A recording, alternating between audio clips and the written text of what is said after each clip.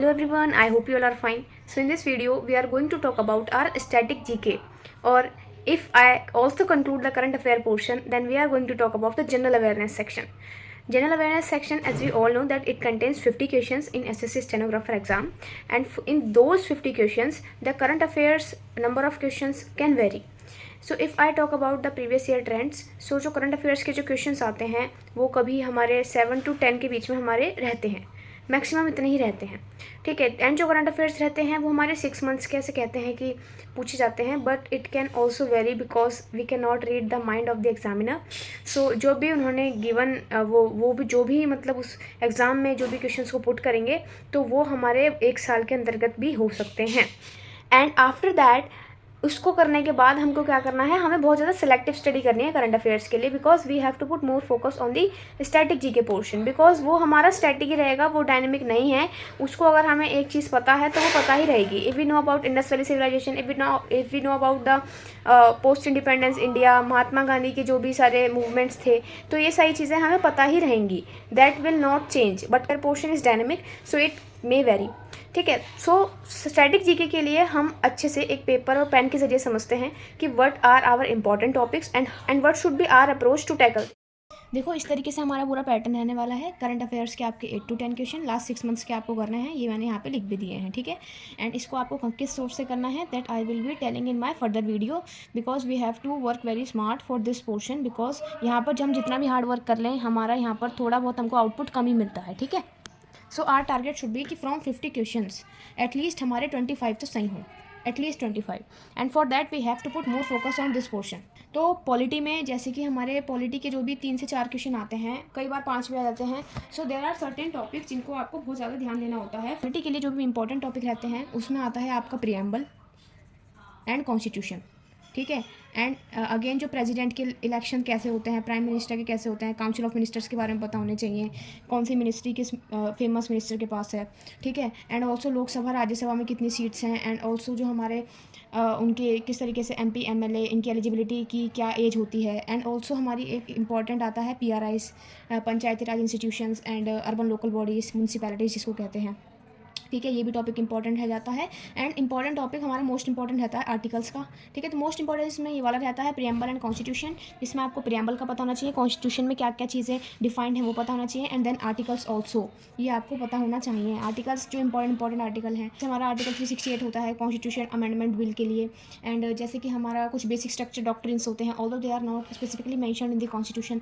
But उनके बारे में पता होना चाहिए। एंड ऑल्सो आर्टिकल जैसे आर्टिकल 21 राइट टू लाइफ, उसके अंदर काफ़ी सारी चीज़ें आ गई हैं, जैसे अभी right against climate change, environment वाला सेक्शन भी ऐड हो रहा है। सो ये हमारी चीज़ें किस राइट को किस आर्टिकल को हमारी किस चीज़ से जाना जाता है वो भी हमको पता होना चाहिए, ठीक है। एंड ऑल्सो एक सेक्शन और होता है fundamental rights and fundamental duties का, ठीक है। सो ये भी चीज़ें आपको पता होनी चाहिए इन पॉलिटी, ठीक है। सो आफ्टर दैट हम बढ़ते हैं ज्योग्राफी पे। तो देखो, ज्योग्राफी जो हमारी रहती है वो जनरल रहती है। तो सबसे पहले अगर मैं बुक रेफरेंस की बताऊँ तो जैसे कि सब बताते हैं, तो बुक वही है हमारी लूसेंट की हमारी बुक रहने वाली है। उस लूसेंट की बुक को आप एंड टाइम पे रिवाइज नहीं कर पाओगे, तो मेक श्योर आप किसी शॉर्ट नोट्स की फॉर्म में अपने अंडरस्टैंडिंग के अकॉर्डिंग उनको बना रहे हो, ठीक है।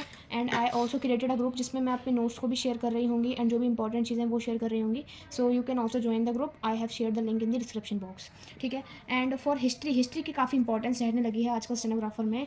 उसमें क्या है कि 8 to 10 क्वेश्चन आपके आ जाते हैं, जिसमें एशियंट का भी काफ़ी अच्छा पोर्शन रहता है। एशियंट के लिए हमारा इंडस वैली सिविलाइजेशन रहती है, एंड हमारे कुछ वैदिक पीरियड्स से भी आ जाता है, ठीक है। एंड यहाँ पर हमारी जो साइट्स हैं, जैसे हड़प्पन साइट्स, मोहनजोदारो साइट्स, राखीगढ़ी, बनावली, ठीक है, ऐसी हमारी जैसे कालीबंगन, तो all these sites should be familiar to you कि किस राज्य में पाई जाती हैं, तो ये सारी चीज़ें आपको पता होनी चाहिए, ठीक है। इंडस वैली सिविलाइजेशन, वैदिक ट्रेडिशन, एंड आफ्टर दैट आपके इसमें इंपॉर्टेंट रहता है महाजनपदास, ठीक है। एंड आफ्टर मौर्य पीरियड, ये चीज़ें भी आपको पता होनी चाहिए। मतलब ये सारी चीज़ें शॉर्ट फॉर्म में लूसेंट में कवर हैं अच्छे से। अगर अच्छे से पढ़ोगे तो आराम से निकल जाएंगे क्वेश्चंस। मिडिएवल भी इसी तरीके से आपको पूरी दिल्ली सल्तनत, ठीक है। एंड आपका उसके बाद जैसे दिल्ली सल्तनत का काफ़ी ज़्यादा इंपॉर्टेंस रहता है। उसके बाद आपका जो आपके मुग़ल पीरियड आता है, ठीक है। देन विजयनगर एम्पायर का थोड़ा बहुत आपको ओवरव्यू होना चाहिए, ठीक है। एंड उसमें ज़्यादा इतना नहीं घुसना है। विजयनगर एम्पायर में दिल्ली सल्तनत काफ़ी इंपॉर्टेंट है। देन मुग़ल में जो भी अकबर की कंट्रीब्यूशन रही, बाबर की, and then Khiljis, so all these things, ठीक है। Cholas period, Pandavas, Cheras, all these, ठीक है। मॉडर्न में हमारा आता है वो आता है हमारा पोस्ट इंडिपेंडेंस, ठीक है। पोस्ट इंडिपेंडेंस का आपको पता होना चाहिए।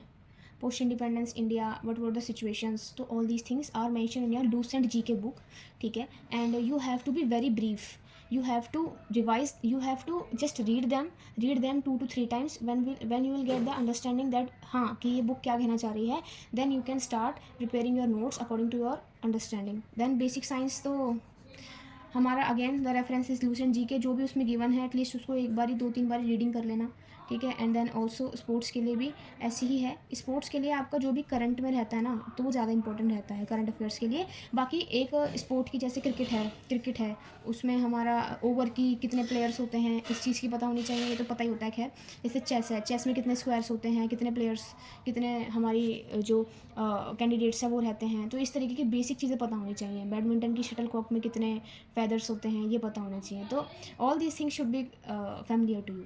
एंड देन मिसलेनियस में काफ़ी सारी चीज़ें आ जाती हैं जो हमारा रहती है, जैसे हमारे इम्पॉर्टेंट अवार्ड्स हो गए, ठीक है, हमारे फोक डांसेस हो गए, हमारी लैंग्वेजेस हो गई, ठीक है। एंड अगेन आपका लैंग्वेजेस के अलावा भी आपका जो इंस्ट्रूमेंट एंड इट्स प्लेयर ये हो गए, ठीक है। एंड अदर थिंग करेंसी हो गई, तो ये सारी चीज़ें हमारी पूछी जाती हैं। सो अगर आप इतनी चीज़ें भी कर जाओगे तो काफ़ी अच्छे से आपके यहाँ पर 20 से 25 से ज़्यादा ही क्वेश्चन बन जाएंगे if you are very thorough for your concepts and you have revise them again and again, because these things ये जितना रिवाइज नहीं होंगी तो फिर माइंड से स्किप हो जाएंगे, ये थोड़ा थ्योरेटिकल पोर्शन याद करने का ही रहता है। So this was all about my video. I will share this on my Telegram channel, you can join that and share this video to your friends and subscribe my channel for more these type of videos.